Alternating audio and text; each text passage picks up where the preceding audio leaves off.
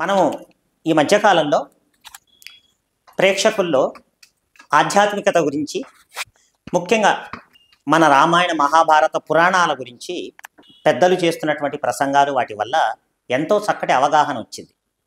అయితే నేను బేసికల్గా కంప్యూటర్ ఇంజనీర్ అవటం వల్ల మన భారతీయ సనాతన ధర్మానికి, జీవన సంవిధానికి మూల ధాతువులైనటువంటి రామాయణ మహాభారతాలలో ఉన్న సైన్స్ విశేషాలు ప్రత్యేకించి చెప్పాలనిపిస్తోంది.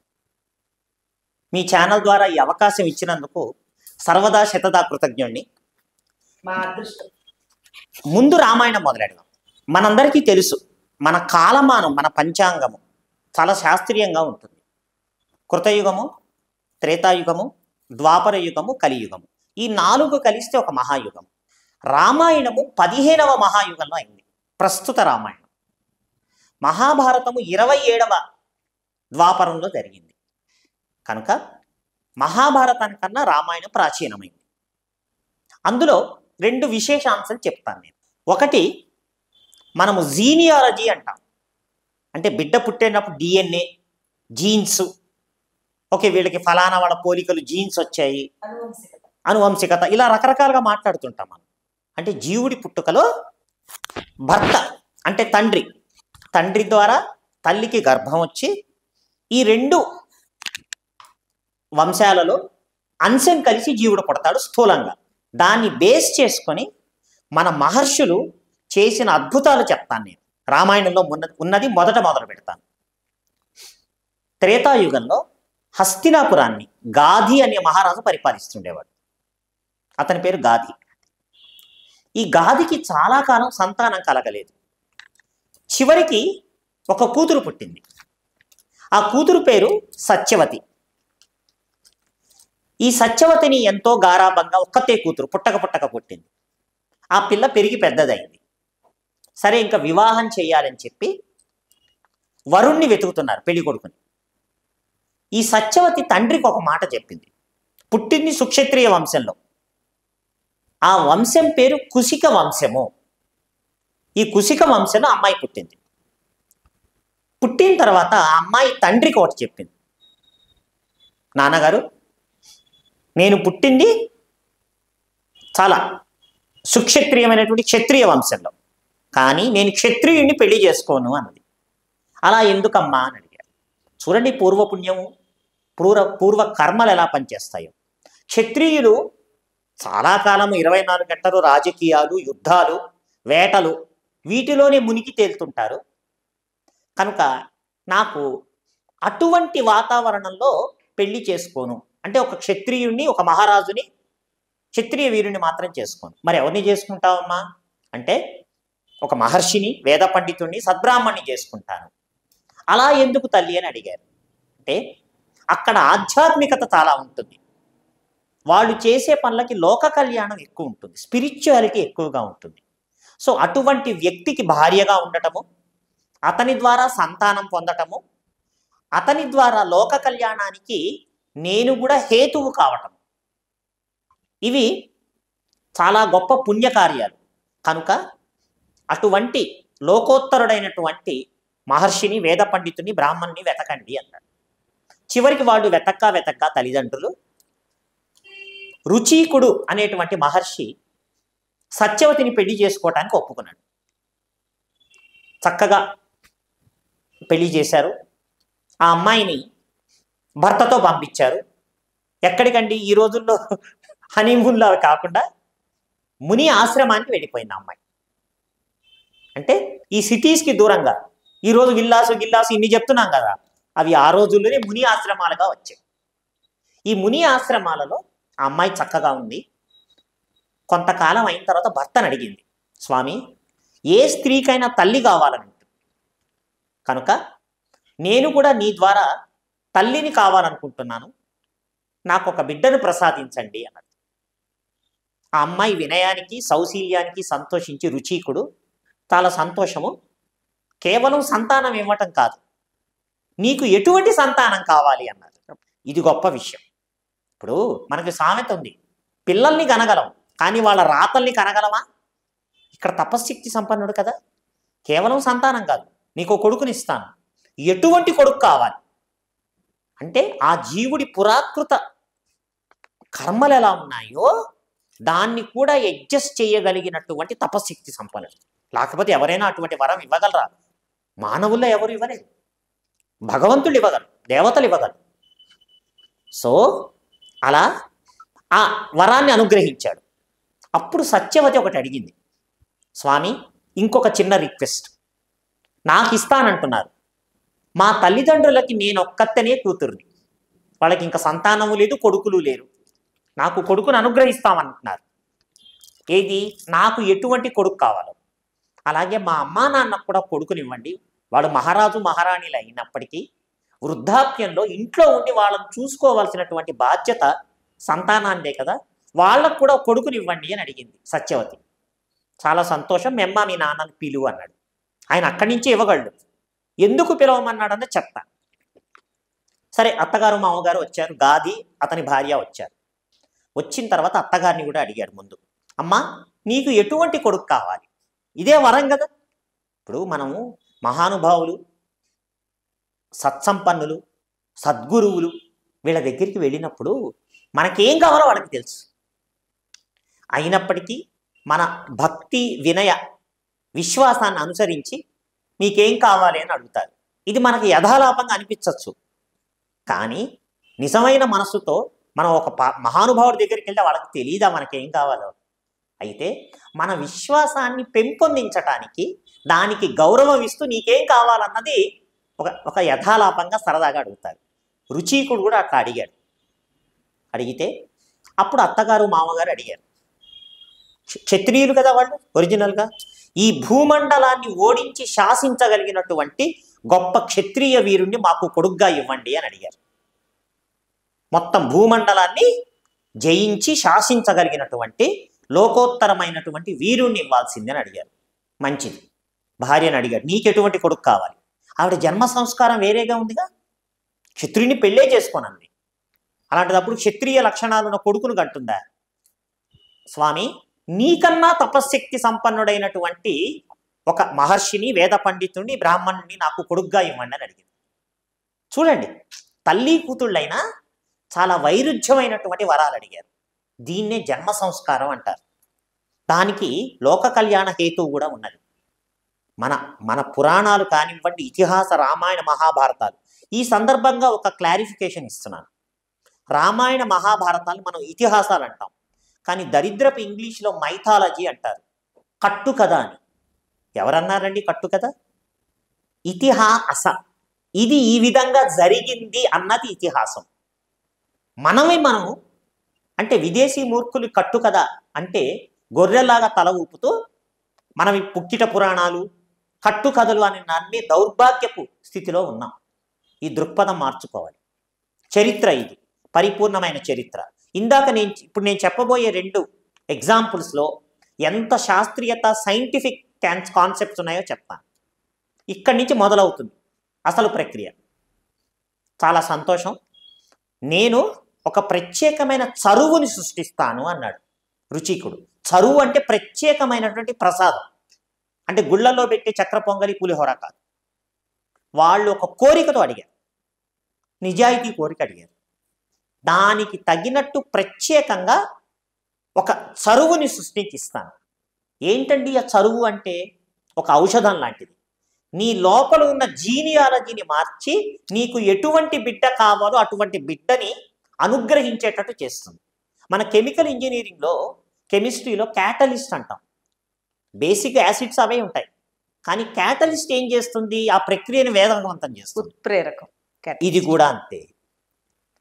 ఇదంతా ఎలా సృష్టించాడు ఆ మహానుభావుడు? తపశ్శక్తితో.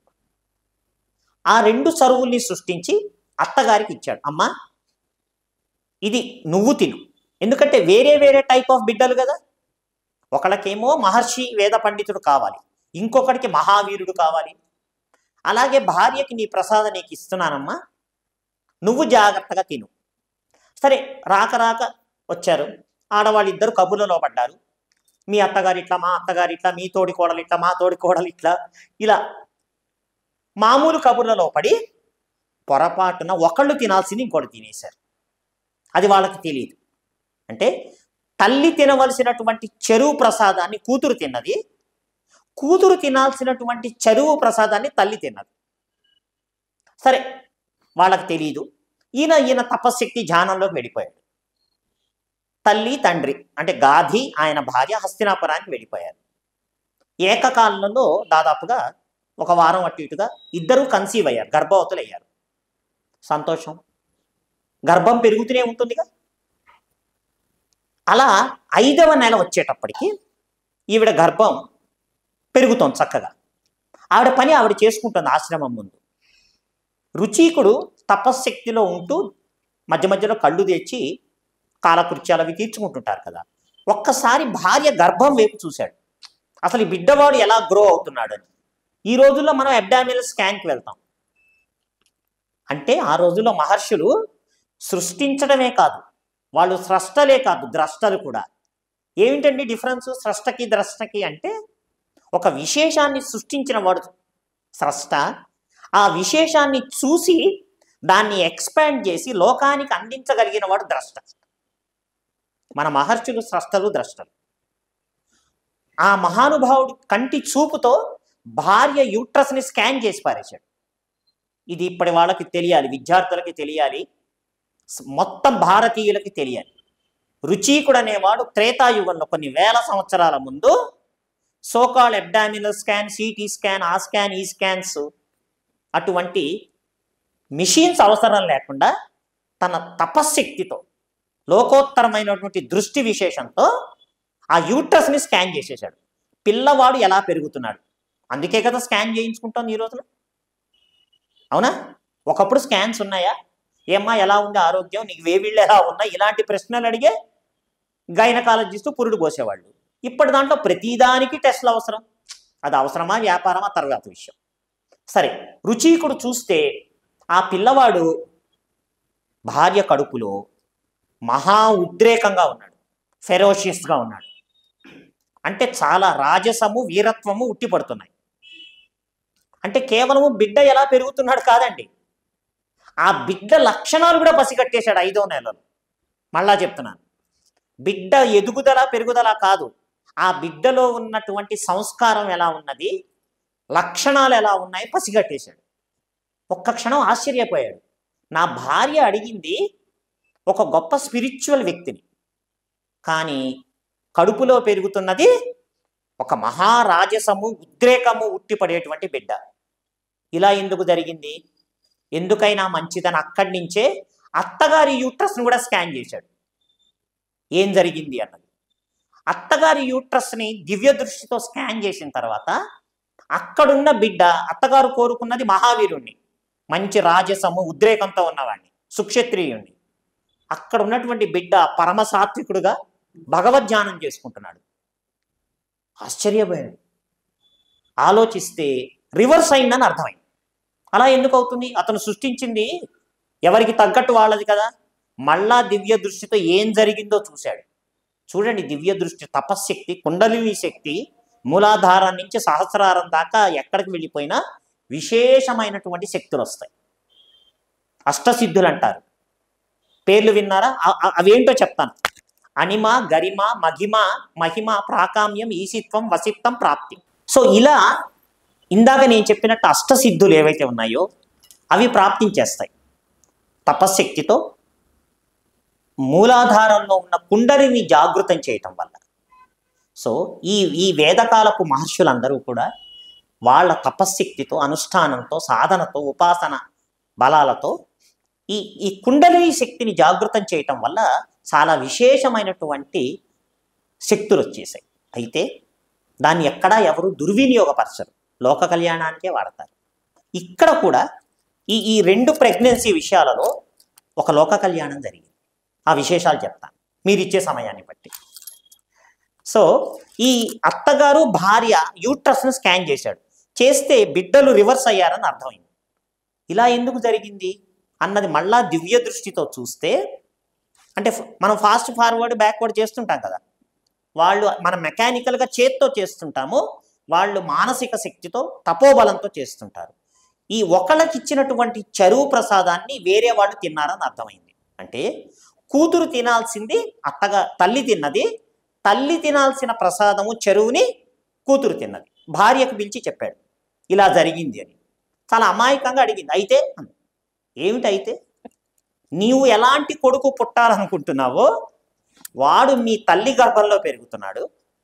ఆ తల్లి అత్తగారు ఏ విధమైనటువంటి కొడుకు కావాలని మామగారు కోరుకున్నారో అటువంటి కొడుకు నీ గర్భంలో పెరుగుతున్నాడు అని. అయితే ఏమవుతుంది అని? ఏమయ్యేదేముంది? అద్భుతమైనటువంటి చాలా ఉగ్ర రూపమైన క్షత్రియ అంశాలతో పోలికలతో విధి విధానంతో నీకు కొడుకు పుడతాడు. నువ్వు ఎటువంటి వాడినైతే పెళ్లి కూడా చేసుకో అనుకున్నావో విధిరాత వల్ల చివరికి ఎంత తప్పించుకుందామన్నా కూడా ప్రారంధ కర్మ ఈ రూపంలో నీకు పుడుతుంది. మరి మా అమ్మకి ఏమవుతుందని, వాళ్ళు ఏదైతే ఒక అత్యుత్తమైనటువంటి క్షత్రియుడు పుట్టాలి అని అనుకున్నారో వాళ్ళకి తపస్సంపన్నుడైనటువంటి కొడుకు పుడతాడు అన్నాడు. వెంటనే అమ్మా నాన్న పిలిపించారు. సరే, అల్లుడిని అంత డిమాండ్ చేయలేం కదా, అప్పటి నుంచి ఇప్పటిదాకా ఉన్న పద్ధతి అది. కోడళ్ళని మనం లెఫ్ట్ అండ్ రైట్ ఏకి పారేస్తూ ఉంటాం, మంచో చెడు. సరే, భార్య ఊరుకోల, పోట్లాట పెట్టుకుంది. నేను చావనైనా చచ్చిపోతాను, అటువంటి వాడి కన్నాన్ని భీష్మించు కూర్చు. అత్తగారు మామగారు ఏమంటారు? ఏం మౌనంగా ఉన్నారు. సరే, పరిస్థితి అర్థమైంది. వాళ్ళు కావాలని చేయలేదు, పొరపాటు జరిగింది. తన తపశ్శక్తితో ఏమన్నా మార్పులు చేయొచ్చా? అంతే కదా. ఇప్పుడు ఆయన దగ్గర నుంచే కమిట్మెంట్ ఉంది, తేడా వచ్చింది, సరిదిద్దాల్సిన బాధ్యత కూడా ఆయనదే. అప్పుడు అన్నాడు, ఒక పని చేస్తాము, ముందు అత్తగారు మామగారు ముందు వాళ్ళు వెళ్ళిపోతే ఇంట్లో పోరు ఎలాగైనా మనం అడ్జస్ట్ చేసుకోవచ్చు. అమ్మా, ఒకటి చేస్తాను, మీకు ఇలా మహర్షి లక్షణాలతో ఉన్న కొడుకే పుడతాడు, కానీ మీరు బతికున్నంత కాలము ఆ కొడుకు క్షత్రియ లక్షణాలతో ఉంటాడు. వాళ్ళకి కావాల్సింది అదేగా, మీరు బతికున్నంతగా. అంటే వాళ్ళకేం తేడా రాదు. మీ తర్వాత అతడు మహర్షిగా మారిపోతాడు. అంతవరకు మీ శాపాన్ని అడ్జస్ట్ చేస్తున్నాను. ఇక మీ తర్వాత ఏది జరిగితే మీకేంటి? మీరు అడుగుంది క్షత్రియ కొడుకు కావాలి. మీ ఇద్దరి ఆయుష్, ఎవరు ముందు ఎవరు వెనకాలు, మీ ఇద్దరి ఆయుష్ తీరేంత వరకు ఆ కొడుకు క్షత్రియ లక్షణాలతోనే ఉంటాడు. సో మీ కోరిక ముచ్చట రెండు నెరవేరుతాయి. మంచిది. వాళ్ళు వెళ్ళిపోయారు. వాళ్ళకి విశ్వామిత్రుడు పుట్టాడు. కుశిక వంశంలో పుట్టాడు కాబట్టి కౌశికుడయ్యాడు. విశ్వామిత్రుడు పుట్టాడు. భార్య ఇక్కడ ఒప్పుకోలేదు. నేను చావనైనా చస్తాను కానీ అటువంటి వీరుణ్ణి క్షత్రియుణ్ణి కననని కూర్చుంది.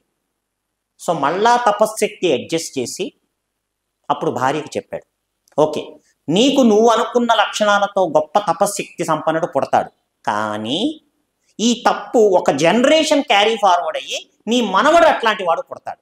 వాడు బ్రాహ్మణ రూపంలో పుట్టిన, మహర్షి రూపంలో పుట్టిన వాడు క్షత్రియ లక్షణాలు ఉంటాయి అని చెప్పాడు. అంటే ఆ జీనియాలజీ చూడండి ఎలా అడ్జస్ట్ చేశాడు రుచికుడు. అక్కడ విశ్వామిత్రుడు పుట్టాడు, ఇక్కడ సత్యవతికి జమదగ్ని పుట్టాడు. చాలా లోకోత్తరమైనటువంటి తపశ్శక్తి సంపన్నుడు.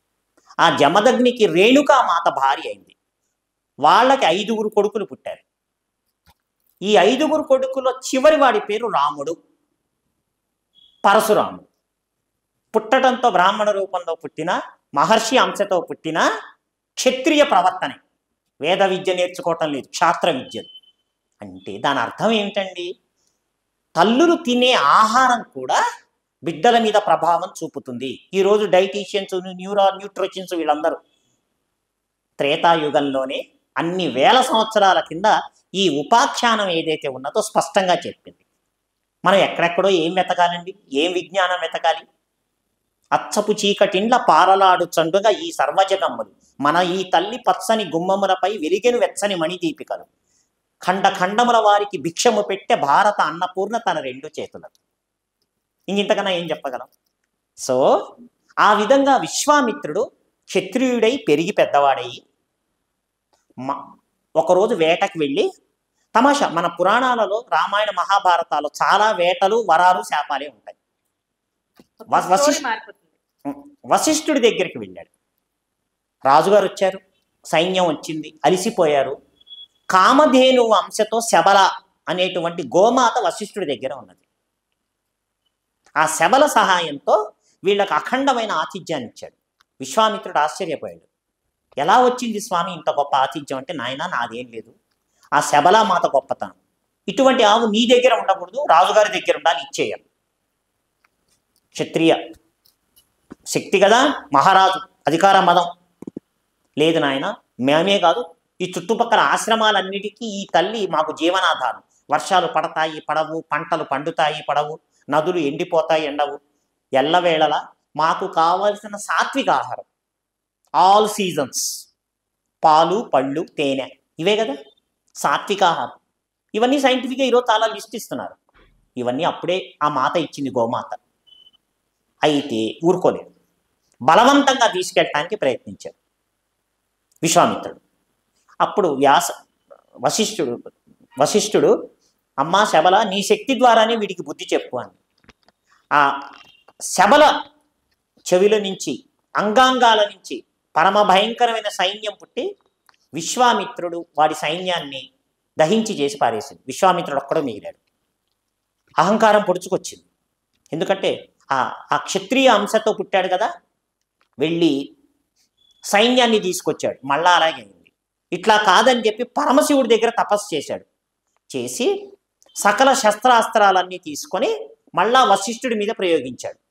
ఆయన తపశ్శక్తి అంతా బ్రహ్మదండంలో పెట్టి అలా కూర్చున్నాడు. ఇతను వేసినటువంటి సర్వ శస్త్రాస్త్రాలన్నీ నాశనం అయిపోయాయి. అప్పుడు గ్రహించాడు. ఈ లోపల తల్లిదండ్రులు పోయారు. అయిపోయింది. అంటే ఆ క్షత్రియత్వం పోయే టైం వచ్చింది. ఆ క్షత్రియత్వం పోయే టైము ఎలా వచ్చిందండి? వశిష్ఠుడితో కొట్లాట పెట్టుకున్న కారణంగా వచ్చింది. అంటే భగవత్ సంకల్పం ఏదో ఒక మిష ద్వారా, మనం చేసుకున్న కర్మల ద్వారానే పోతుంది. బుద్ధి కర్మానుసారిణి అంటే ఇదే. నువ్వు మీ నాయనమ్మ చేసిన పనో తల్లో పొరపాటున చేసిన దానికి ఆ పోలికలు అలాగే వచ్చి రుచీకుడి యొక్క తపశ్శక్తితో కొంతకాలం కంట్రోల్ అయ్యి మళ్ళా ఒరిజినల్ కర్మ వచ్చేసింది. ఇదే జీనియాలజీ అంటే. అప్పుడు తపశ్శక్తి చాలా గొప్పదని గ్రహించి తపశ్శక్తి ద్వారా మధ్యలో కామం మేనకా రంభ రూపంలో, కోపం రంభ రూపంలో 3-4 సార్లు చేసి అహంకారం త్రిశంకుణ్ణి స్వర్గానికి పంపుదాం అంటే, ఒక మనిషి జీవితంలో అవలక్షణాలు ఏవైతే ఉంటాయో, కామ క్రోధ లోభ, ఈ 3 ప్రబలమైనటువంటివి అన్నీ అనుభవించి చివరికి ఆధ్యాత్మికత చాలా గొప్పదని గ్రహించి మహర్షిగా మారిపోయాడు. దీనన్నిటికీ కేంద్ర బిందువు ఏమిటండి? తిన్న ఒక చెరువు ప్రసాదం.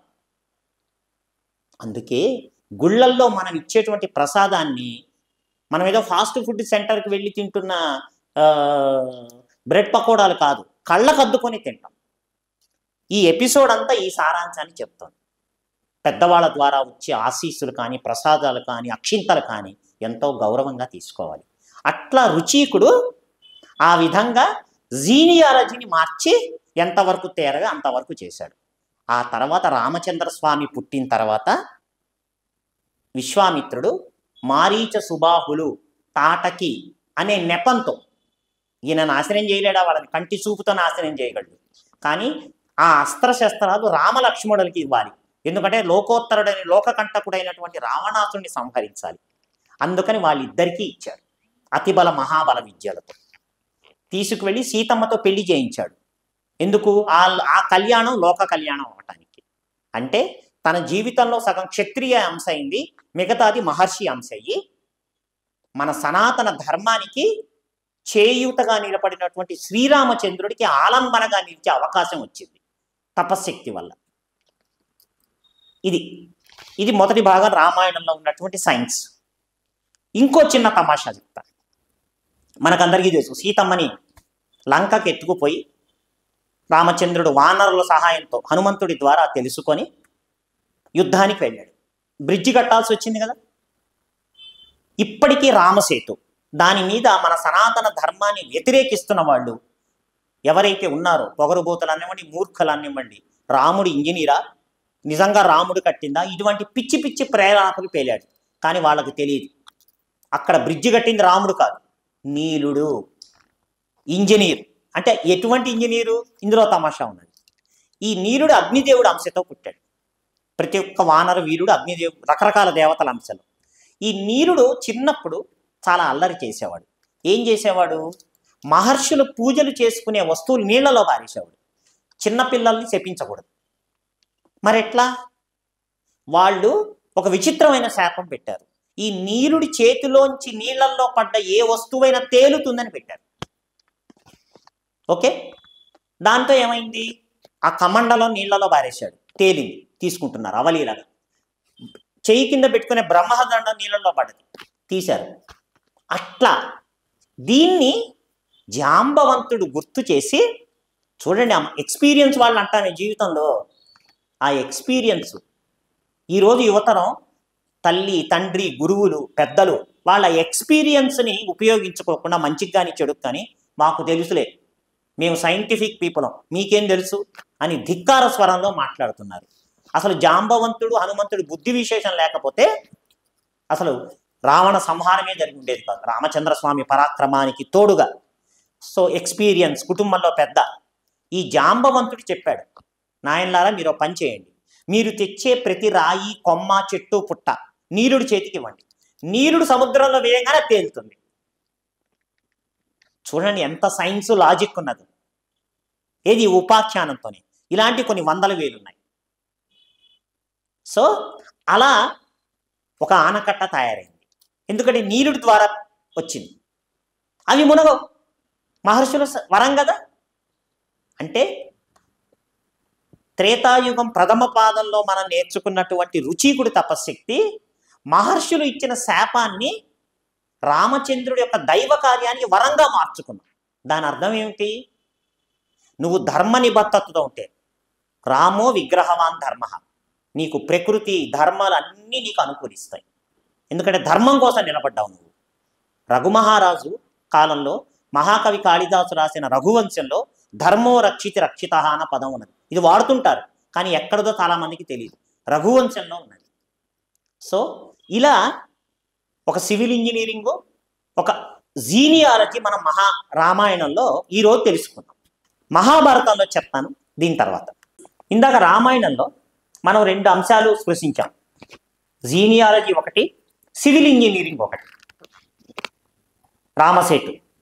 ఇప్పుడు మహాభారతంలో కూడా 2 విశేషాలు చెప్తాం. ముఖ్యంగా ఈరోజు మనకందరికీ తెలుసు, పాములకి నాలుక చీలిపోయి ఉంటుంది. అలా ఎందుకున్నదని చెప్తా. దానికి కారణం మహాభారతంలో చెప్పారు, ఆది పర్వంలో చెప్పారు. ఏమైందంటే ఇది కృతయుగానికి వెళ్ళాలి. ఆ కారణము ద్వాపర యుగం చివరిలో జరిగినటువంటి మహాభారతంలో ఎండ్ అయినప్పటికీ దానికి అంకురార్పణ కృతయుగంలో అయింది. కశ్యప ప్రజాపతి ఉన్నారు. సకల సృష్టి కశ్యప ప్రజాపతి నుంచే మొదలైంది. బ్రహ్మ మానసపుత్రుడు వారు. ఆయనకి భార్యలు సెట్స్గా ఉండేవారు. అంటే దితి అదితి వాళ్ళిద్దరూ ఒక సెట్, తోడికోడళ్ళు సవతులైన.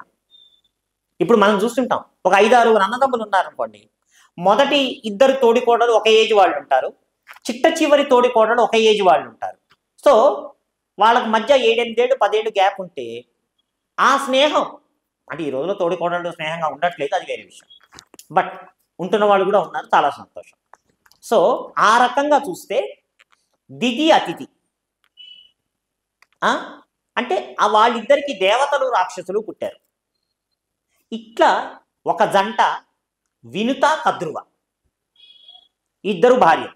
వాళ్ళిద్దరు ఎక్కువ కలిసిమెలిసి, అంటే సవతి అసూయలు ఉన్నప్పటికీ కలిసిమెలిసి ఉండేవారు. ఈ కద్రువకి నాగుపాములు పుట్టాయి, నాగజాతి పుట్టింది. వినతకి 2 గుడ్లు పుట్టాయి.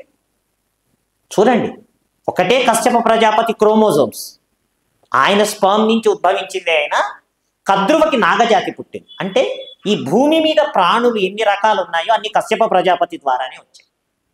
అంటే ఈ ఎవల్యూషన్ అన్నది మన మహాభారతంలో, విష్ణు పురాణంలో, అగ్ని పురాణంలో, రామాయణంలో, వీటన్నిటిలో విస్తృతంగా ఉన్నది. ఇప్పటి జనరేషన్కి అందాలి. వ్యక్తిగతంగా అది నా తపన. గురువుల దగ్గర నుంచి, పెద్దవాళ్ళ దగ్గర నుంచి నేర్చుకున్నవి ప్రస్తుతం ఒక కంప్యూటర్ ఇంజనీర్ ప్రొఫెసర్గా నేను సైంటిఫిక్గా చెప్పడానికి ప్రయత్నిస్తున్నాను. సో ఈ వినతకి 2 గుడ్లు పుట్టాయి. కద్రువకి నాగజాతి పిల్లలు పుట్టేశారు. సో సహజంగా ఉండేటువంటి అసూయలో నా తోడికోడలికి పిల్లలు ముందే పుట్టారు అని చెప్పి వినత ఒక గుడ్డును పగలగొట్టింది. అందులోంచి సగమే తయారైనటువంటి ఒక పిల్లవాడు బయటకు వచ్చాడు. అమ్మా, ఎందుకు ముందుగానే పగలగొట్టావు? చూడు, నా శరీరం సగమే అయింది. నా శరీరం ఇలా సగం అయిపోవటానికి కారణం నువ్వు ఏ సవతిని చూసి అసూయపడ్డావో ఆ సవతికి నువ్వు దాసివైపోతావని శపించాడు. నాయన, ఏదో సహసిద్ధమైనటువంటి అసూయతో చేశాను, దీనికి ఏదన్నా శాప విమోచనం చెప్పు అని అడిగింది. అప్పుడు ఆ పిల్లవాడు అన్నాడు, ఇక నుంచి నా పేరు అరుణుడు అవుతాడు. ఆ 2వ గుడ్డుని పగలకుండా, తొందరపడకుండా కాపాడు. అందులోంచి లోకోత్తరమైనటువంటి మహావీరుడు పుడతాడు. ఆ పిల్లవాడు నిన్ను శాప విముక్తికి దోహదం చేస్తాడు, తొందరపడద్దని చెప్పాడు. మరి పిల్లవాడిని ఏం చేయాలి? సూర్యుడి రథసారథిగా వెళ్ళిపోయాడు. మనం ఎప్పుడైనా జాగ్రత్తగా చూస్తే ఇందులో ఒక సైంటిఫిక్ రహస్యం కనపడుతుంది. ముందు ఎరుపు రంగు వస్తుంది సూర్యుడు వచ్చినప్పుడు, దాన్ని ఏమంటాము? అరుణోదయం అంటాము. అంటే ఈ సూర్యుడికి రథసారథి కదా, రథంలో ఉన్నవాడు తర్వాత కనపడతాడు, ముందు రథసారథి కనపడతారు. ఈ అరుణుడు అనేవాడు రథసారథి కాబట్టి అరుణోదయం అయింది. చూడండి, ఇక్కడ సైంటిఫిక్ రహస్యం. తర్వాత సూర్యోదయం అవుతుంది, పసుపచ్చగా ఉంటుంది. మరి ఎక్కడ ఏ గ్రంథాలు, ఏ మత గ్రంథాలు ఈ సూర్య భగవానుడి గురించి ఇలా చెప్పగలిగే? ఎన్నో చెప్పారు. మనం రోజు చదువుకొని వినేటువంటి మహాభారతంలో ఈ రహస్యం ఉన్నది. చూడండి ఎంత గొప్ప రహస్యం ఉన్నదో. అంటే ప్రకృతి ధర్మాన్ని మహాభారతంలో కథలో భాగంగా అవలీలగా చెప్పేశారు వ్యాస భగవానుడు. సరే, ఆ తర్వాత ఏం జరిగిందంటే, ఈ తోడికోడళ్ళు నుండి సవతులు వాళ్ళు సంచారం చేస్తున్నారు. ఆ సమయంలో క్షీరసాగర మదనం జరుగుతుంది. అప్పటికి ఇంకా ఈ వస్తువులు పుట్టలేదు. క్షీరసాగర మదనం ముందు హాలాహలం పుట్టింది. వీళ్ళ సంగతి ఏంటో చూద్దామని శివపరమాత్మ పరమేశ్వరుడు అందులోంచి కాపాడాడు. అసలు అన్నీ తానే విష్ణుమూర్తి కింద కూర్మాతాన్ని ధరించి మందర పర్వతాన్ని కాచాడు. ఈ నాగులలో వాసుకి ఎంతో కష్టపడి నన్ను కవ్వంతాడుగా చేసుకోండి అన్నాడు. శరీరం నాశనం అయిపోతున్నా సరే, మనం పాముల్ని కోపగించుకుంటాం, కానీ అవి నాగదేవతలండి. వాసుకి చూడండి ఎంత కష్టపడ్డాడు లోకోత్తరం కోసం, లోక కళ్యాణం కోసం. సరే, అందులోంచి రకరకాల వస్తువులు పుడుతున్నాయి. కామధేనువు పుట్టింది, ఉచ్చైశ్రవం పుట్టింది, ఐరావతం పుట్టింది, అప్సరసలు పుట్టారు, లక్ష్మీదేవి పుట్టింది, చంద్రుడు పుట్టాడు, 2. ఇందులో ఈ ఉచ్చైశ్రవం పుట్టి తిరుగుతోంది, తెల్లగా మెరిసిపోయిన గుర్రం. ఆ గుర్రాన్ని చూశారు. చూసి ఎంత అందంగా ఉంది ఈ గుర్రము, చాలా తెల్లగా ఉందని పొగుడుతున్నారు. సరే, తోడికోడలు ఒక డైలాగ్ కొడితే ఇంకొక తోడికోడలు కౌంటర్ వేయాలి కదా. ఈ లక్షణం అప్పటి నుంచే వచ్చింది ఇప్పటి వరకు. సో ఈ కద్రువ ఏం చేసింది? వినత చెప్పిన మాటలకి, వినత నువ్వు చెప్పిందంతా బాగానే ఉంది, ఆ గుర్రం తెల్లగా ఉంది, కానీ దాని తోక నల్లగా ఉంది అన్నది. కౌంటర్ వేయాలంతే తోడికోడలు చెప్పిన దానికి. వినతంది, లేదక్క మొత్తం తెల్లగానే ఉంది అన్నది. కాదు, దీని మీద బెట్టు పెట్టుకుందాం. మనకు సూర్యాస్తమం అయిపోతుంది, ఇప్పుడు కనపడదు, రేపు పొద్దునొచ్చి చూద్దాం. తోక నల్లగా ఉంటే నువ్వు నాకు 500 ఏళ్ళు దాస్యం చేయాలి, మొత్తం తెలుపుంటే నేను నీకు దాస్యం చేస్తా. అంటే ఏదో వెనకాల కుట్ర ఆధారం చేసుకొనే ఆ డైలాగ్ కొట్టింది ఆవిడ. మంచిది, వెళ్ళిపోయారు. పిల్లల్ని పిలిచింది, నాగులని, సర్పాలను పిలిచింది. సర్పాల్లో చాలా వరకు నల్లగా ఉంటాయి. ఉంటే మీరు వెళ్ళి ఆ గుర్రం తోకని చుట్టుకోండి, నల్లగా కనపడుతుంది దూరం నుంచి, నేను బెట్టి గెలుస్తాను అంది. అయితే నాగులు అన్నాయి, తప్పమ్మా, అటువంటి మోసం చేయకూడదు, కృతయుగం కదా, నాగజాతికి జంతు జాతికి కూడా ధర్మ ఆలోచన ఉన్నది. అప్పుడు ఆవిడ ఏమంది? ఒప్పుకోలే. కొంతమంది ఒప్పుకున్నారు, కొంతమంది ఒప్పుకోలే. మీరందరూ ద్వాపర యుగంలో జరిగే సర్పయాగంలో నాశనం అయిపోతారని చెప్పించి, ఆవిడికి సర్పయాగం జరుగుతుందని కూడా తెలుసు. అంటే సామాన్యమైనటువంటి మానవ జాతిలో కూడా దివ్య దృష్టి ఉండేది కృతయుగంలో. ఇది ఇంకొక విచిత్రం, ఇదో గొప్ప రహస్యం. అప్పుడు విరక్తి పుట్టి, ఇటువంటి పాలిటిక్స్లో తుచ్చమైనటువంటి వాటిలో నేను ఉండనని చెప్పి ఆదిశేషుడు విరక్తి పుట్టి పాల సముద్రానికి వెళ్తే శ్రీమన్ మహావిష్ణువు నాయన నువ్వు ధర్మబుద్ధి చూపించావు, నిన్ను పడగదిగా వాడుకుంటాను హ్యాపీగా అని చెప్పి ఆయన పానుపుగా చేసుకున్నాడు.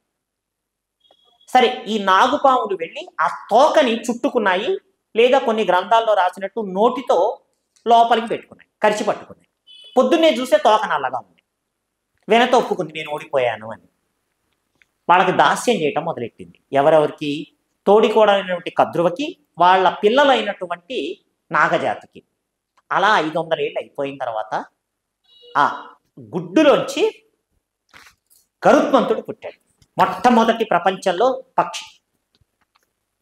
పక్షి జాతిలో మొట్టమొదటివాడు, మహాబలవంతుడు. తల్లితో పాటు వాడు దాస్యం చేస్తున్నాడు. చివరికి పెద్దమ్మని అడిగాడు, పెద్దమ్మ ఇలా ఎన్నేళ్ళు మేము చేయాలి, మాకేదన్నా దాస్య విముక్తి ఇస్తే మా దోన మేము బ్రతుకుతాం. వీడి పరాక్రమం అంతా తెలిసింది కద్రువకి. నాయన ఓ పని చెయ్యి, క్షీరసాగర మథనం అయిపోయింది, అమృతం పుట్టింది, అందరూ పంచుకున్నారు, నా కొడుకులకి నా పిల్లలకి ఇవ్వలేదు, ఎందుకంటే వీళ్ళలో విషం ఉంటుంది, వీళ్ళకి కనుక అమృతం అందితే లోకాలు నాశనం అయిపోతాయని చెప్పి వీళ్ళకి అందకుండా స్వర్గంలో ఇంద్రుడు దాచిపెట్టాడు. నువ్వు నీ బలపరాక్రమాలతో అమృతాన్ని తీసుకొచ్చి నా పిల్లలకి తాగిస్తే నీ తల్లికి నీకు దాస్య విముక్తి ఇచ్చేస్తానంది.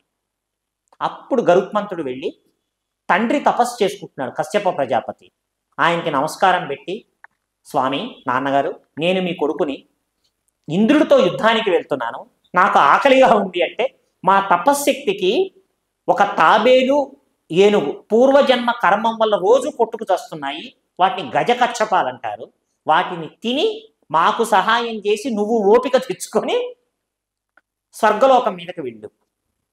అట్లా వాటిని తినే కార్యక్రమంలో ఒక కొమ్మ మీద కూర్చునేటప్పటికి, కొమ్మ విరిగేటప్పటికి వాలాఖ్యులు అనేటువంటి మహర్షులు వేళ్లాడి ఉన్నారు. వాళ్ళు కింద పడితే శాపం ఇస్తారు. 2 చేతులతో గజ కచ్చపాలని పట్టుకొని, ముక్కుతో కొమ్మని పట్టుకొని అసలు లోకోత్తరమైన సాహసం చేశాడు. ఆశ్చర్యపోయారు అందరూ ఇతని బలానికి. సరే, ఇంద్రుణ్ణి, దేవతల్ని అసలు పరమ భయంకరమైన యుద్ధంలో తుక్కు కింద కొట్టి అమృతాన్ని తీసుకొస్తుంటే ఇంద్రుడు అడిగాడు, నాయన నీ పరాక్రమం అద్భుతంగా ఉన్నది అని చెప్పి వజ్రాయుధం వేశాడు.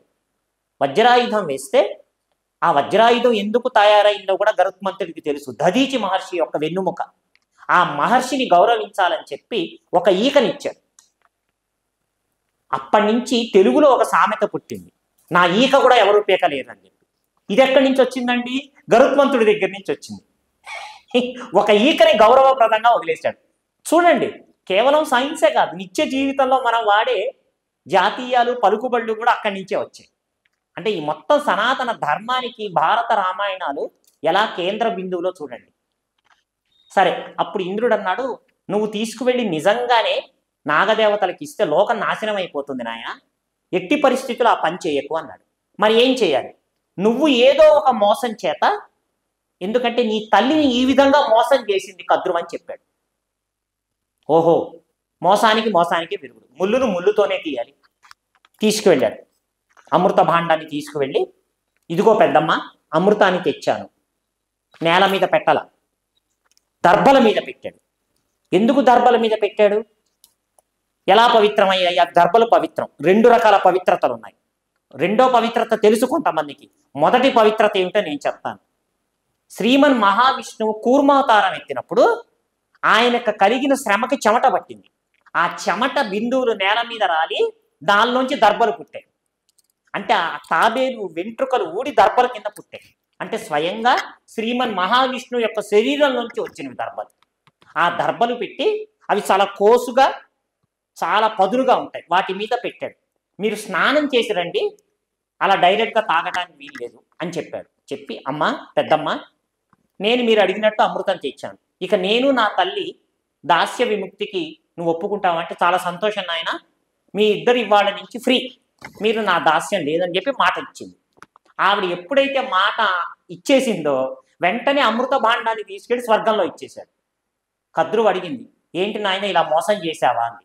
నువ్వు కూడా మోసంతోనే నా తల్లిని ఓడించి ఇన్నాళ్ళు మేమిద్దరము నానా చాకిరీ చేశాం కదమ్మా, మోసానికి మోసమే చెల్లు అని. అంటే ఎక్కడో ద్వాపర యుగంలో కృష్ణ పరమాత్మ చెప్పినట్లు అధర్మాన్ని అధర్మంతోనే చేయాలి. లోకోత్తరమైన వీరులు భీష్ముడు, ద్రోణాచార్యుడు, కర్ణుడు. అయితే వాళ్ళు అధర్మం వైపు యుద్ధం చేశారు. అందుకని డైరెక్ట్గా మనం చంపలేము, ఏదో ఒక టెక్నిక్ ఉపయోగించి చేయాలి. ఇది కృతయుగం నుంచే ఉన్నది. సో ఆ వెంటనే ఇచ్చేసిన తర్వాత ఏమైందంటే, ఆ నాగుపాములు ఆశ కొద్దీ ఎక్కడైనా అమృతం ఉన్నదాని దర్భల్ని నాకే, వెంటనే వాటి నాలుక చీలిపోయింది. ఇది రహస్యం. ప్రపంచంలో ఎక్కడ ఏ పుస్తకం ఏ శాస్త్రంలో లేదు పాములకి సరీసృపాలకి నాలుక ఎందుకు చీలిపోయి ఉంటుందో. అంతే కదా, ఒకసారి ఒక పోలిక ఎంటర్ అయిందనుకోండి జీన్స్లో తరతరాలు వస్తుంది. అదేదో మనం ఈరోజు కనుక్కున్న సైన్స్లో చెప్తున్నారు. కొన్ని వందల సంవత్సరాల క్రితం, వేల సంవత్సరాల క్రితం రచించినటువంటి మహాభారతంలో ఈ దర్భల మీద పాములు నాకంగానే వాటి నాలుక ఈ రోజు వరకు చీలిపోయింది. అయితే ఆ అమృత భాండం కొంచెంసేపు ఉంచిన పుణ్యానికే ఆ పాములు దర్భలను తాకటం వల్ల వాటి ఆయుష్ విపరీతంగా పెరిగిపోయింది.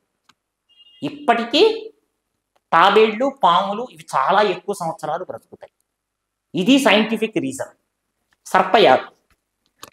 ఈ సర్పయాగం ఎలా జరిగింది?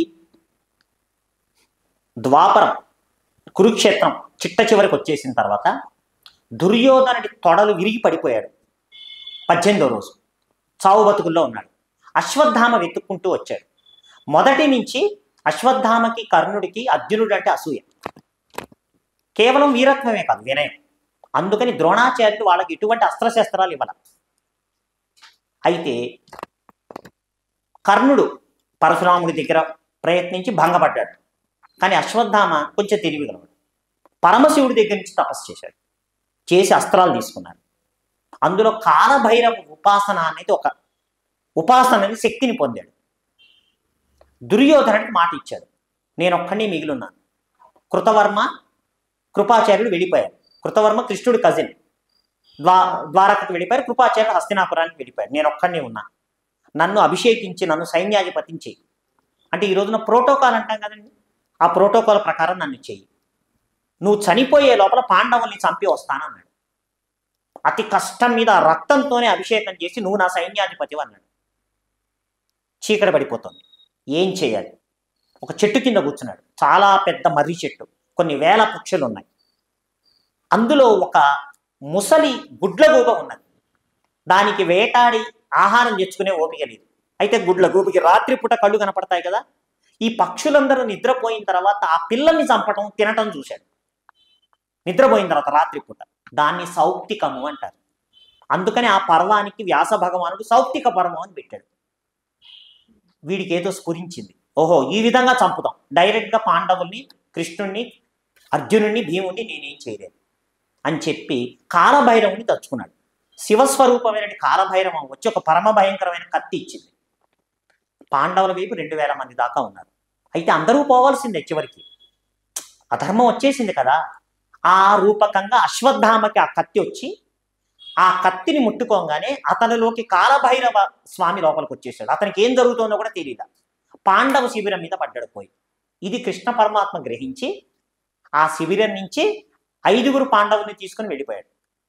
అంటే శివ ఆజ్ఞని ఉల్లంఘించినట్టు కాదు, అట్ ద సేమ్ టైం పాండవుల్ని రక్షించినట్టు. భగవంతుడు ఎప్పుడు అలాగే చేస్తాడు. ఏదో రకంగా కర్మఫలాన్ని అనుభవిస్తూ మనల్ని తరించే విధంగా చూస్తాడు. లోపలికి పడ్డాడు. ముందు దృష్టద్యుమ్నుని నిద్రపోతున్నామని చంపేశాడు. తండ్రిని చంపాడు కదా. పాండవుల మంచాల మీద పడుకున్నటువంటి పాండవులకి, ద్రౌపదికి పుట్టిన 5గురు కొడుకుల్ని చంపేశాడు. ఉప పాండవుల్ని. వాళ్లే పాండవులు అనుకున్నాడు చీకట్లో. అసలు వాళ్ళెవరు? త్రేతాయుగంలో ఈ విశ్వామిత్రుడే హరిశ్చంద్రుని పరీక్షిస్తున్నప్పుడు విశ్వే దేవతలు అనేవాళ్ళు విశ్వామిత్రుడిని పరిహసించారు. కోపం వచ్చి శపించాడు, మీరు మనుషులుగా పుట్టండి అని. ఏదో కాళ్ళ వేళ బట్టి తప్పైపోయిందంటే, చిన్నప్పుడే మిమ్మల్ని చంపేస్తారు, మీరు వెనక్కి వచ్చేయచ్చు అన్నాడు. వాళ్ళే విశ్వే దేవతలు. పితృకార్యాలు చేసినప్పుడు ఆ విశ్వే దేవతని పిలుస్తాం. సరే వాళ్ళు వెళ్ళిపోయారు. పొద్దున్నే వాళ్ళందరినీ చంపిన తర్వాత ఈ కాలభైరవ శక్తి వెళ్ళిపోయింది. ఒక్కసారి అశ్వత్థామకి భయం వేసింది. ఏం జరిగిందో వాడికే తెలియదు. ఓహో ఇంతమందిని చంపేసాం, ఇంకా నన్ను బ్రతకనివ్వరని పారిపోయాడు. పారిపోయి వ్యాస భగవానుడి ఆశ్రమంలో దాక్కున్నారు. అప్పుడు అర్జునుడు, భీముడు, కృష్ణుడు అక్కడికి వచ్చారు. అక్కడికి వచ్చి వీళ్ళు ఆయుధాలతో వచ్చారు. పరమ పవిత్రమైనటువంటి మునుల ఆశ్రమానికి ఆయుధాల్లో రావు, నువ్వు బయటకు రా. ఈ రోజు ఛాలెంజెస్ చేస్తాం కదా, నువ్వు మగోడివి అయితే బయటకు రా అన్న టైపులో సినిమా డైలాగ్స్. అట్లా రా, యుద్ధం చేద్దాం అన్నారు. ఎలా చేయగలడు? భయం వేసింది, చంపేస్తారని. అప్పుడు ఏం చేశాడు? అక్కడ ఉన్నటువంటి ఒక గడ్డి పోసను తీసి దాని మీద బ్రహ్మశిరో నామకాస్త్రాన్ని ఆపాదించాడు. మా మిలిటరీ పరిభాషలో వార్ హెడ్ అంటాం. అంటే మిజైల్ వెళ్తుంటే అది నువ్వు మామూలు బాంబు పెడతావా, యాటమ్ బాంబు పెడతావా? సో ఈ బ్రహ్మశిరో నామకాస్త్ర మంత్రశక్తికి ఒక గడ్డి పోసను ఆధారం చేసుకొని పాండవం అంటే అపాండవం అవ్వగాక పాండవ వంశం మొత్తం నాశనం అయిపోవాలని ప్రయోగించాడు. భయంకరమైన అస్త్రం. రామరావణ యుద్ధం కానీ దేవాసుర సంగ్రామంలో ఎవరూ ఉపయోగించాల. వెంటనే కృష్ణ పరమాత్మ చెప్పాడు, వీడు బ్రహ్మశిరో నామకాస్త్రం ప్రయోగించాడు. అంటే ఏం చెయ్యాలి బాబా అన్నాడు. నువ్వు కూడా అదే అస్త్రాన్ని ప్రయోగించు.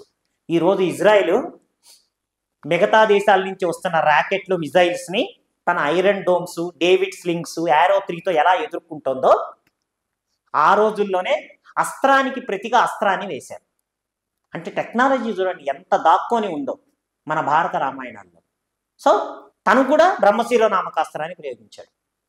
ప్రయోగిస్తే సప్తఋషులు, నారదుడు, వ్యాస భగవానుడు, ఇతర దేవతలు వచ్చి ఎన్నో యుద్ధాలు అయ్యాయి. 2 హైడ్రోజన్ బాంబ్స్. బ్రహ్మాస్త్రం యాటమ్ బాంబు. అంటే యాటమ్ బాంబు కన్నా హైడ్రోజన్ బాంబు పవర్ఫుల్. యాటమ్ బాంబులో ఫిషన్ ఉంటే హైడ్రోజన్ బాంబులో ఫిషన్ ఫ్యూజన్ అని ఉంటుంది. సో ఈ హైడ్రోజన్ బాంబుని ప్రయోగిస్తే కౌంటర్గా హైడ్రోజన్ బాంబుని ప్రయోగించాడు. ఈరోజు మిజైల్ ఇంటర్సెప్టర్స్ అంటున్నాం, అంతే కదా. సో అది చేసిన తర్వాత అప్పుడు అందరూ ఈ అస్త్రాలను వెనక్కి తీసుకోండి అన్నారు. అశ్వత్థామ అన్నాడు, నేను ప్రయోగించింది నేను వెనక్కి తీసుకోవడం నాకు చేత కాదు. అంటే ధనుర్విద్యలో ప్రయోగము, సంహారము, ఉపసంహారము, విలోమము, అనులోమము ఇన్ని ఉంటాయి. చిట్టకెవరిది ఉపసంహారం. అప్పుడు ఎలా మరి? ఎవరు ఉపయోగించింది వాళ్ళే వెనక్కి తీసుకోవాలి. అప్పుడు అర్జునుడు అన్నాడు, అశ్వత్థామ ప్రయోగించిన బ్రహ్మశిరో నామకాస్త్రాన్ని నేను వెనక్కి తీయగలను అన్నాడు. అది చాలా గొప్ప విషయం. ఈ పాయింట్ ఎక్కువగా హైలైట్ కాలేదు. మా కంప్యూటర్ సైన్స్ ఇంజనీరింగ్లో నెట్వర్క్ సెక్యూరిటీలో ఎన్క్రిప్షన్, డీక్రిప్షన్ అని ఉంటుంది. అంటే ఒక కోడ్ వర్డ్ పెట్టి ఆ కోడ్ వర్డ్ అంటే పాస్వర్డ్ పెడితేనే అందులో ఉన్న డేటా తెలుస్తుంది. చిన్నగా చెప్పాలంటే దాన్ని ఎన్క్రిప్షన్, డీక్రిప్షన్ అంటారు.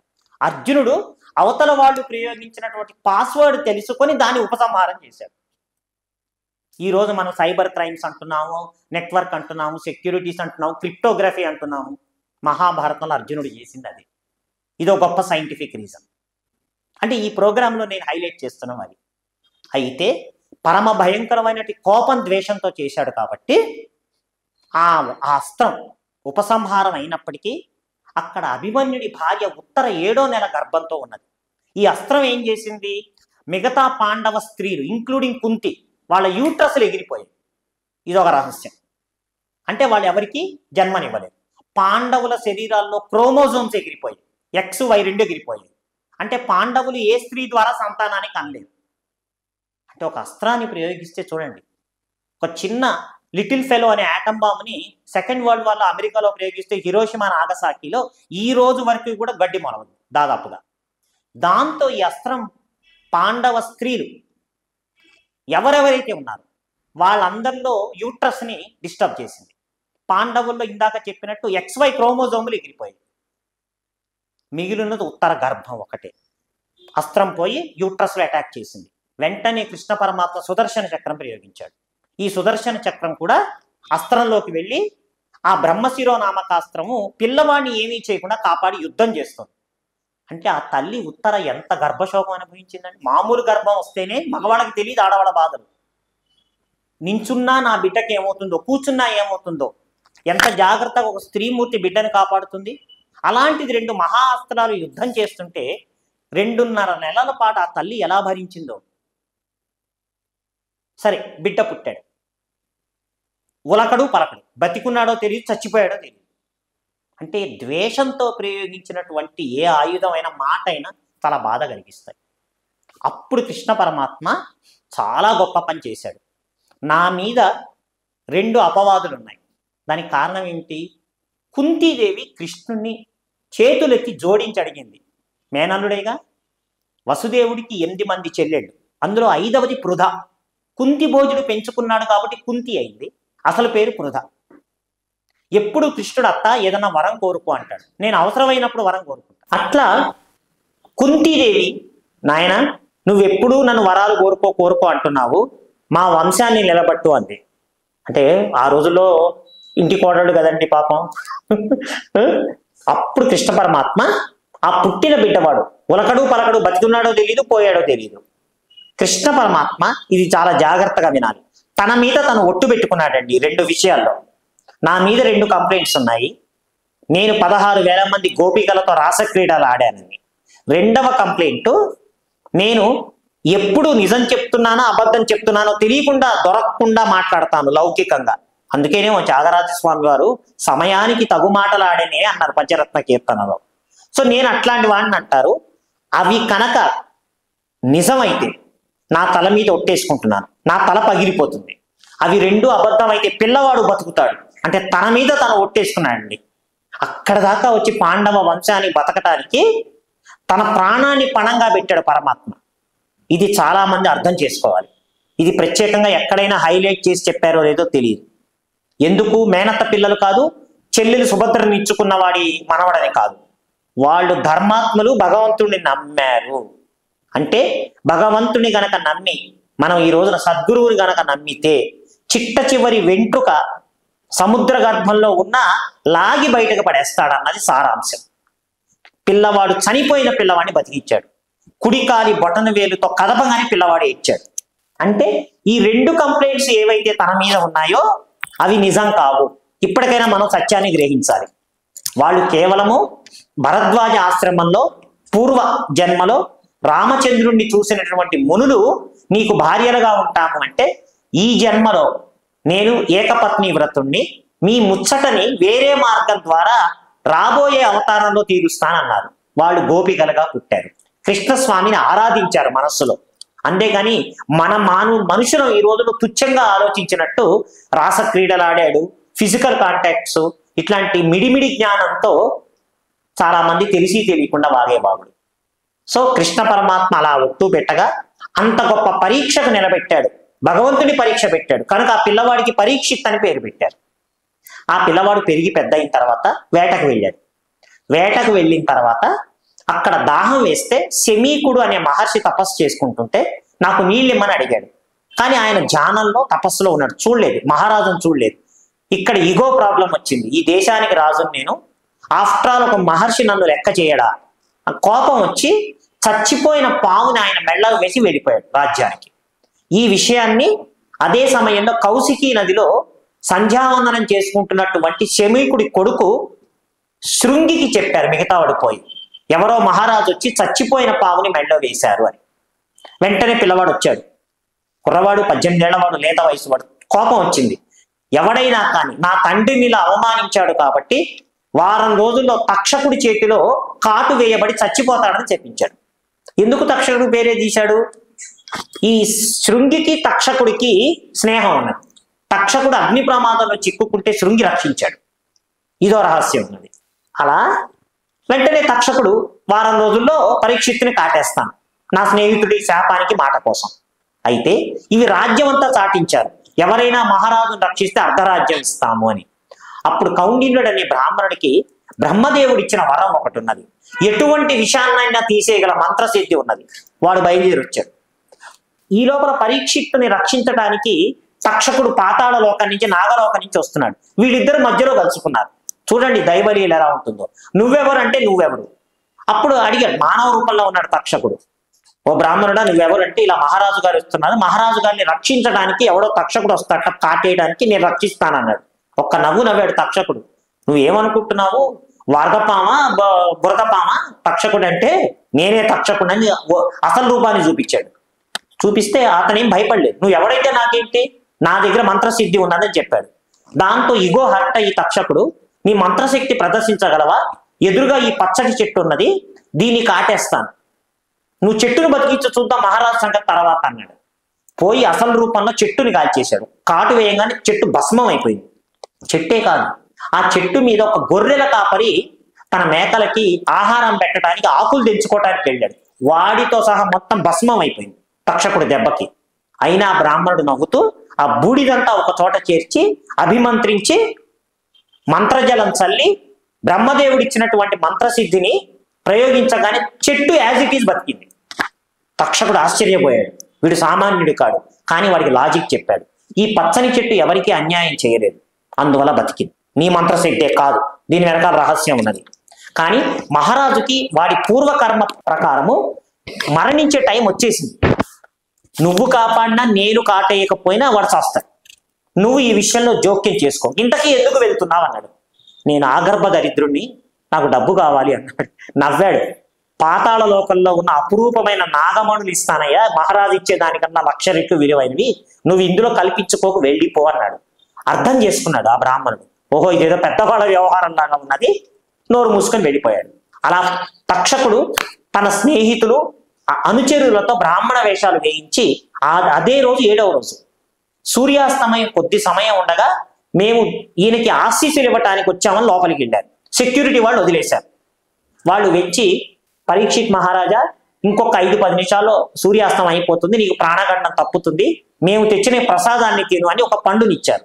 ఆ పండును కోయంగానే ఎర్ర పురుగు రూపంలో తక్షకుడు వచ్చి కాల్చి బూడిచ్చేసేసాడు. జాగ్రత్తగా తల్లి మంత్రులు జనమేజయుడిని పెంచి పెద్ద చేసి కాశీరాజు కుమార్తె వపుష్టమాదేవినిచ్చి పెళ్లి చేశారు. జనమేజయుడి భార్య పేరు చాలా మందికి తెలియదు, వపుష్టమాదేవి. అనాదిగా కాశీరాజ కుమార్తెలే కౌరవ వంశానికి ఇవ్వబడుతున్నారు. ఒక్క భీష్మాచార్యుడి తపస్సు ప్రతిజ్ఞ వల్ల ఒక్క తరం సంబంధం పోయింది. పెరిగి పెద్దవాడైన తర్వాత ఈ తక్షకుడి నాగజాతి మీద కోపంతో ఉదంకుడు అనేవాడు ఒకడున్నాడు. గురువు గారి భార్య నాకు కుండలాలు కావాలని అడిగితే పాతాళ నుంచి తేవటానికి వెళ్ళినప్పుడు నాగజాతి తక్షకుడు అడ్డుపడ్డారు. ఆ పాత కచ్చలు ఉన్నాయి వాళ్ళకి. ఇదే ఛాన్స్ జనమేజయుడు రాజయ్యాడని తెలిసి వీడొచ్చాడు. వచ్చి జరిగిందంతా చెప్పాడు. జనమేజయుడికి తెలియదు. ఏమిటి, నా తండ్రిని ఇంత అన్యాయంగా తక్షకుడు చంపాడని అడిగితే చంపారని చెప్పాడు. ఇట్లా కాదు, నేను సర్పయాగం చేసి నాగజాతి నాశనం చేస్తా అన్నాడు. మనం ఇందాక వినతా కద్రువ గురించి మాట్లాడుకున్నాం కదా. కద్రువ కృతయుగంలో మీరు సర్పయాగంలో నాశనం అవుతారని చెప్పించింది కదా, ఇప్పటికీ నిజమైంది. చూడండి, వరాలు కానీ శాపాలు కానీ కాలాంతరాలను దాటి కూడా ఫలిస్తాయి. అందుకే మనము చల్లటి మాటలతో సౌభాగ్యవతి భవ, యశస్వి భవ, ఇటువంటి ఆశీస్సులు ప్రపంచంలో ఎక్కడైనా ఉన్నాయండి? 2 ఉన్నాయి. Wish you all the best అంతే. మహా అయితే గాడ్ బ్లెస్. ఇన్ని రకాలు ఉన్నాయా? పెళ్లి పత్రికల్లో వేస్తాం చిరంజీవి లక్ష్మి, చాలా మంది సౌభాగ్యవతి అంటారు. కాదు, చిరంజీవి లక్ష్మి సౌభాగ్య కాంక్షిణి అని వేయాలి. పెళ్లి అయిన తర్వాత సౌభాగ్యం వస్తుంది. ఇది రహస్యం. సౌభాగ్యవతి పెళ్లి అయిన తర్వాత, పెళ్లి కాకముందు చిరంజీవి లక్ష్మి సౌభాగ్య కాంక్షిణి అనాలి. చాలా మందికి తెలియదు. ఇవన్నీ పెద్దలు మహానుభావుల దగ్గర నుంచి నేర్చుకున్నవి. సో అలా చివరికి సర్పయాగం మొదలెట్టాడు. ఆ సర్పయాగంలో ఈ రోజు కూడా అటువంటి యాగాలు జరగవండి. ఎందుకంటే ఇది పురస్చరణ పద్ధతిలో చేయాలి. రెండవది, దానికి హోత కావాలి, ఉద్గాత కావాలి, అధర్వులు కావాలి. వాళ్ళందరూ కూర్చొని ఒక్కొక్క సర్పాన్ని పిలుస్తున్నారు. వేల కొలది సర్పాలు నాశనం అయిపోతున్నాయి. మెయిన్ టార్గెట్ తక్షకుడు. ఈ తక్షకుడు భయపడి ఏం చేశాడు, ఇంద్రుడి దగ్గరికి పరిగెత్తాడు. నన్ను మా ఫ్యామిలీని వేసేసేటట్టున్నారంటే విలన్ చివరికి పోతాడు ఎవడో ఒకటి దగ్గరికి, డెల్లోకి. ఇంద్రుడి దగ్గరికి వెళ్ళాడు. ఇంద్రుడు అన్నాడు, అంటే ఒకటి గుర్తుపెట్టుకోండి, ఇంద్రుడు ఒక వ్యక్తి కాదు, కొన్ని దివ్య సంవత్సరాలైనా రొటేట్ అవుతుంటారు, పదవి మాత్రమే. అప్పుడున్న ఇంద్రుడు గర్వం తలకెక్కి మానవ లోకంలో చేసే ఒక యాగం మనల్ని ఏమన్నా పీకుతుందా అన్న పొగరుతో నా సింహాసనాన్ని చుట్టుకొని కూర్చో అన్నాడు. ఈ తక్షకుడు దొరకట్లా, ఎన్ని లోకాలు వెతికినా దొరకట్లా, పిలుస్తుంటే రావట్లా. చివరికి దివ్య దృష్టితో చూశారు మహర్షులు. వీడు ఈ తక్షకుడు పోయి ఇంద్రుడు సింహాసనాన్ని చుట్టుకొని ఉన్నాడని కనిపెట్టాడు. వెంటనే మంత్రాన్ని సహేంద్ర తక్షకాయ స్వాహ అన్నారు. అట్లా ఉందా, ఇంద్రుడితో సహా నువ్వు రా అని చేసేశారు. ఇంద్ర సింహాసనం కదిలిపోయింది. చూడండి తపశ్శక్తి ఫలం. అంటే మంచికి ఉపయోగిస్తున్నామా చెడుకు, అది వేరే విషయం. అంటే మన వాక్కు దానిలోనే, నేను ఇంగ్లీష్ మీడియం అయినా అందులో ఫ్రీక్వెన్సీ వేవ్ లెంత్ అని ఉంటాయి. నాకు తెలిసి తెలుగులో పునఃపౌన్యము తరంగ దైర్ఘ్యము అంటారు. నేను English medium convent school. So దానిలో దివ్య శక్తులు ఉంటాయి, బీజాక్షరాలు. ఇది అక్కడ జరిగింది. దాంతో ఇంద్రుడి సింహాసనంతో సహా తక్షకుడు కలుసుకుంటూ వచ్చాడు. ఇంద్రుడు ఒక తన్నుదని నీ సావు నా సావు నేను మారిపోతున్నా అన్నాడు. తక్షకుడు వచ్చి పడే టైంకి ఒక విచిత్రం జరిగింది. ఇలా నాగజాతి నాశనం అయిపోతుంటే వాసుకి చాలా బాధపడ్డాడు, సీనియర్. ఈ వాసుకి జరత్కారు అనే చెల్లెలు. ఏమైంది, ఒక మహర్షి ఉన్నాడు జరత్కారుడు అని, వాడిని పెళ్లి చేసుకోనని కూర్చున్నాడు. కానీ వాళ్ళ పితృదేవతలు శపించి తిట్టేటప్పటికి నా పేరేమున్న అమ్మాయి దొరికితేనే పెళ్లి చేసుకుంటా అన్నాడు. ఫిట్టింగ్ పెట్టాడు కండిషన్. అప్పుడు వాసుకి పెద్దవాళ్ళు చెప్పారు, నీ చెల్లెలు జరత్కారుడికి వాళ్లకు పుట్టే కొడుకు ద్వారా మీ నాగకులం ఉద్ధరించబడుతుంది అని. మళ్ళా చెప్తున్నాను, వాళ్ళిద్దరికీ పుట్టే కొడుకు ద్వారా మీ నాగలోకం రక్షించబడుతుందని పెద్దవాళ్ళు చెప్తే ఆ జరత్కారుడి దగ్గరికి వెళ్ళి జరత్కారుని ఇచ్చారు. జరత్కారుడి ప్రతిజ్ఞ ఏమిటి? నా పేరు ఉన్నదాన్నే చేసుకుంటాను అంటే భగవత్ సంకల్పం కనుక వస్తే అన్నీ కలుస్తాయి. ఇది రహస్యం. వాళ్ళిద్దరికి అస్థీకుడు అనేవాడు పుట్టాడు. మహావేద సంపన్నుడు, చిన్న పిల్లవాడు, ఎంతో శక్తి కలవాడు. ఆ పిల్లవాడిని తల్లి అడిగింది, నాయన నా పుట్టిల్లు వాళ్ళందరూ నాశనం అయిపోతున్నారు. వాసుకి అడిగాడు, నువ్వు ఏదన్నా చేయగలవా అని. ఆ పిల్లవాడు ఎక్కడైతే సర్పయాగం జరుగుతుందో అక్కడికి వెళ్ళాడు. కరెక్ట్ గా తక్షకుడు వస్తున్నాడు. ఇంకొక 5 నిమిషాలు అయితే తక్షకుడు పడిపోతాడు. వెంటనే నువ్వు ఆగన్నాడు. తక్షకుడు అలా ఆగిపోయాడు. ఈ మొత్తము యజ్ఞాన్ని నడిపిస్తున్నటువంటి ఉద్గాతలు, హోతలు, అధర్వుల మంత్రశక్తి సరిపోలేదు. జనమేజయుడు ఆశ్చర్యపడ్డాడు. నాయన చిన్న పిల్లవాళ్ళ ఉన్నావు, నా దగ్గర జరుగుతున్న వాళ్ళ మంత్రశక్తి నువ్వు ఎలా అడ్డుకున్నావు? నీ తపశ్శక్తికి సంతోషిస్తున్నాను, నీ మహత్యానికి సంతోషిస్తున్నాను, ఏం కోరుకో అన్నాడు. అయిపోయింది ఏదో అయిపోయింది మహారాజా, సర్పయాగం ఆపండి అన్నాడు. వెంటనే ఆపేశాడు జనమేజయుడు. అప్పటి నుంచి సర్పాలు రక్షించబడ్డాయి. అప్పుడు వాసుకి వచ్చి, నాయన నువ్వు కన్న తల్లి రుణాన్ని తీర్చుకున్నావు, ఇక నుంచి నేను ఒక వరం ఇస్తున్నాను, వాగ్దానం చేస్తున్నాను. ఎప్పుడైనా సరే పాములు కానీ విష జంతువులు కానీ అటాక్ చేసినా కరిచినా మీదకు రాబోతున్నా నీ పేరు 3 సార్లు అస్థీక అని జపిస్తే అవి నీ జోలికి రావని వరాన్ని ఇచ్చాడు. ఇది రహస్యం. అంటే ఇలా ఎన్నో రహస్యాలు ఉన్నాయండి భారత రామాయణంలో. సో ఈరోజు ఇవి నేను చెప్పగలిగాను. మళ్ళా ఇంకొకసారి ఇంకొక చక్కటి ఇతిహాసంతో వృత్తంతో మళ్ళా మీ దగ్గరికి వస్తాను. కృతజ్ఞుణ్ణి. భవదీయుడు మాధవపతి కాళిదాస్.